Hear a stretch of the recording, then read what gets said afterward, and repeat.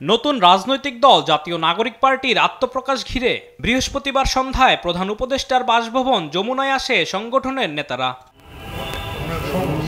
প্রধান উপদেষ্টার সঙ্গে সাক্ষাৎ শেষে মুখ্য সমন্বয়ক আব্দুল হান্নান মাসুদ জানান, প্রধান উপদেষ্টা আন্তরিকভাবে দাওয়াত গ্রহণ করেছেন, তবে দলের নাম এখনো চূড়ান্ত নয় বলে জানান তিনি। নামটা প্রচার করছেন, এটা আমাদের চিন্তিত কয়েকটি নাম, প্রস্তাবিত কয়েকটি নামের মধ্যে একটি। এটাই যে হচ্ছে এর কোনো নিশ্চয়তা নেই, এটা আগামীকালকে মঞ্চে ঘোষণার আগ মুহূর্ত পর্যন্ত কনফার্ম করা যাচ্ছে না। প্রধান উপদেষ্টা অত্যন্ত আন্তরিকতার সাথে আমাদের দাওয়াত গ্রহণ করেছেন এবং তিনি আমাদের জন্য শুভেচ্ছা জানিয়েছেন। বলেছেন যে আগামীর বাংলাদেশে সকল রাজনৈতিক দল মিলেমিশেই আগামীর বাংলাদেশ বিনির্মাণ করবে এবং সকলে একসাথে যেন হচ্ছে বাংলাদেশে কাজ করতে পারে তিনি সেই পরিবেশ উপহার দিবেন। পাশাপাশি হচ্ছে উনি আমাদের দাওয়াতটা আন্তরিকতার সাথে গ্রহণ করেছেন।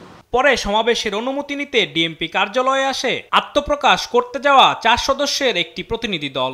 বলেন 22 শর্তে মানিক মিয়া অ্যাভিনিউতে শুক্রবার সমাবেশের অনুমতি দিয়েছে ডিএমপি বিভিন্ন রকমের প্রায় 22টির মতো শর্তাদি আমাদেরকে দিয়েছে আমরা সবগুলো শর্ত মেনে নিয়েই এই আয়োজনটি করব বলে সম্মত হয়েছি।